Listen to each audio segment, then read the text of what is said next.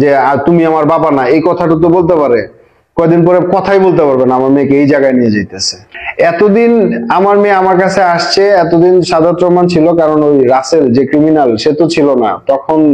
এখন নিশ্চয়ই ওই যে আমি শুনলাম আপনাদের সোশ্যাল মিডিয়ার মাধ্যমে যে উনি নাকি বিভিন্ন ক্রাইমের সাথে জড়িত। তো আমি এই জন্যই তো এখন সে এবং সে খুব জোর দিয়ে চাচ্ছে যে তাকে নিয়ে যাবে। এই জন্যই আমি চাচ্ছি যে আমার মেয়েকে আমি এখান থেকে ইয়ে করার জন্য। এতদিন তো এই প্রবলেমটা ছিল না। এখন পর্যন্ত তনির সাথে কি আপনার কথা হয়েছে? না, আমার সাথে কথা হয় নাই।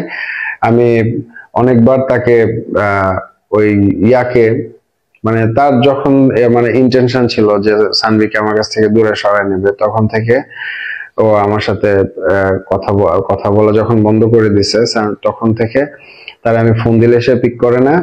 এবং সে অলয় কেউ না করে দিছে। অলয় হচ্ছে মানে তনির বোন, ভাই, ছোট ভাই, তারও না করে দিছে। তো ফোন পিক করে না, এবং সানভীরকেও ফোন দিলে পিক করে না।